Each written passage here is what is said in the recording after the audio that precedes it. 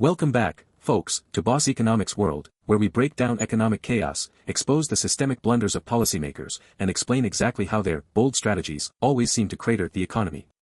Today, we're diving headfirst into the exhilarating disaster piece called Trump's Tariff Escapades, America's Dance with Steel, Aluminum, and Recessionary Reality.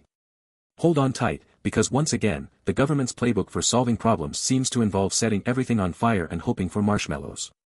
Let's start with the basics. Former President Donald Trump has decided, again, that slapping 25% tariffs on steel and aluminum imports is the key to making America great in manufacturing. Don't be fooled, though, this is less about industry and more about politics in the Rust Belt. Ohio, Pennsylvania, Michigan check off every swing state on Trump's electoral checklist because this move is tailor-made for those suffering from industrial nostalgia. You remember the glorious 1970s manufacturing boom? Trump does too. And he's determined to drag an automated, globalized economy back to the past. But here's the kicker, these tariffs don't just target bad actors like China or Russia. Nope, Canada and Mexico, our friendly neighbors and main metal suppliers, get swept up in this mess too. Yes, the same Canada that the US relies on for over 80% of its aluminum imports and much of its specialty steel for essential industries like energy and aerospace. A bold move, indeed. Canada's response? Predictably outraged, with promises of retaliatory tariffs. Fair play. And then there's Europe, dear Europe. The EU, the largest single market in the world, has politely reminded Trump that unjustified tariffs won't exactly endear America to its allies. Proportional retaliation is on its way, and you can bet your French wine, German cars, and Italian leather the EU won't pull any punches. So not only is America putting up border fences on its imports, but it's actively inviting a trade war with its closest allies. Brilliant move, team. On the surface, tariffs seem simple. Tax imports, make foreign goods more expensive, and force Americans to buy local, fostering domestic production and jobs. But this isn't 1945 anymore. Modern global supply chains don't just make your iPhones or socks, they also make airplanes, cars, skyscrapers, and the very machines that America's domestic manufacturers rely on. Even American steel production depends on foreign specialty metals that are now also taxed. You thought inflation was bad now? Wait until America's ports are jam-packed with expensive, tariffed materials next month. Let's break it down. 1. The inflation conundrum. Trump's administration pitched the tariffs as a way to help American workers and bring jobs back to U.S. shores. The reality? Tariffs are a tax. And guess what? American companies and consumers will eat the extra cost. Analysts at Goldman Sachs are already predicting that most of these tariffs will be passed through to domestic prices. Meaning? Higher prices for everything from cars to canned corn. Thank your friendly tariffs for that added financial pain. And here's the real kicker, these price hikes only add fuel to the inflation bonfire the U.S. economy is already dealing with. The Federal Reserve has been hiking interest rates like it's the Olympics, trying to wrestle inflation into submission. And now, tariffs will add upward pressure on prices. It's like lighting fireworks during a gas leak. 2. Jobs, a pipe dream. But what about the jobs, cry the protectionists. Here's the thing, they're not coming back. Let's look at Trump's previous steel tariffs in 2018 for reference. Did they help? Not much. Manufacturing employment briefly rose in the immediate aftermath of the 2018 tariffs, bolstered by tax cuts. But by 2019, just a year later, industrial production fell, manufacturing jobs were lost, and factories edged closer to recession territory. Why? Because domestic metal became more expensive to producers, making U.S. goods less competitive globally. The same workers this policy is claiming to protect ended up jobless. Oh, and if you think the 25% tariff on steel will suddenly revive industry in the Rust Belt, let's remember that U.S. manufacturing has been losing jobs to automation far more than to globalization. Robots don't demand higher wages, and they don't vote in elections. Sorry, steelworkers. 3. Global retaliation, shooting ourselves in the foot. Let's not forget the beautiful mess of retaliation. The EU, Canada, and Mexico aren't sitting ducks, they're hitting back. Back in 2018, the EU targeted iconic American products like Harley-Davidson motorcycles and Levi's jeans.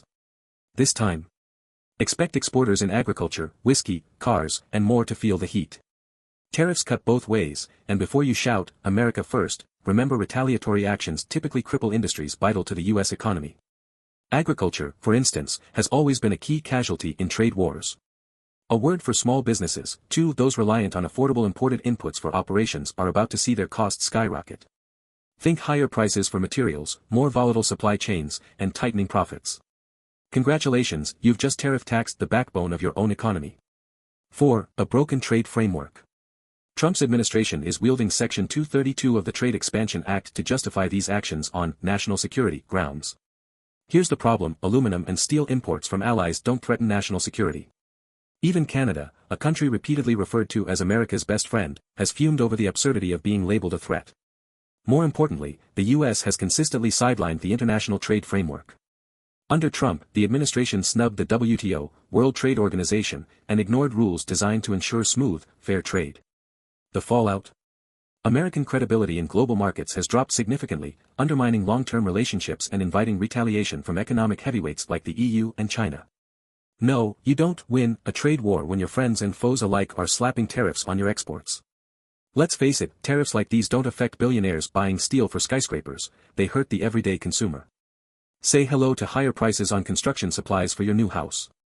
Or how about pricier gasoline while you're filling up at the pump? Yes, even mass-market cars made in the United States use imported components subject to these taxes.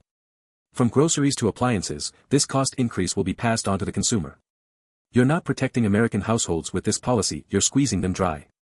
Meanwhile, small businesses and even manufacturers, the supposed beneficiaries of protectionism, will struggle with higher costs and tougher competition. Many will outsource production anyway, undoing whatever benefits buying American could have had. Tariffs won't save American manufacturing, they'll kneecap it. This is bigger than just steel and aluminum. Trump's willingness to shake the global trade framework sends a message: America is no longer a reliable trading partner. Protectionist measures signal distrust in globalization, but they also invite retaliation from allies while giving adversaries like China an excuse to double down on state-backed investing in key industries. Consider this: the response from countries like Canada won't just stop at steel. With growing economic partnerships like the CPTPP, Comprehensive and Progressive Agreement for Trans-Pacific Partnership, gaining traction, allies have more avenues to trade without the U.S. The long-term effect? American exporters may start losing their prime positioning in global trade markets, and the U.S. economy becomes increasingly isolated. Here's the bottom line, folks: this policy isn't just misguided, it's potentially recessionary. Prices will rise, small businesses will struggle, consumer spending will shrink, and exports will falter in the face of retaliatory tariffs. Combine this with slowing industrial output, thanks to expensive inputs, and you're looking at a recipe for an economic slowdown. Economists are already warning that these tariffs won't deliver the jobs resurgence promised but will instead damage domestic production in downstream sectors like automotive, construction, and energy. A trade war, higher prices, and dwindling international goodwill. Sounds like a recipe for stagflation, a toxic cocktail of stagnation and inflation. So what's the takeaway here? In true boss economics fashion, we call it like it is: Trump's tariff crusade is protectionism dressed as patriotism. It's a short-sighted political gamble, not a long-term economic strategy. Sure, it might score cheap applause at a rally, but the economic cost to the average American and to America's standing in global trade is far too high. Tariffs don't make economies stronger, they make them less competitive. Instead of fueling domestic growth, they invite inflation, retaliation, and inefficiency. It's not Economics 101, folks, it's Economics 0. That's it for today's episode of Boss Economics World. Like, share, and subscribe if you're tired of policymakers lobbing grenades at the economy while pretending they're baking cakes. Until next time, stay sharp, stay informed, and always question the so-called solutions handed down from Washington.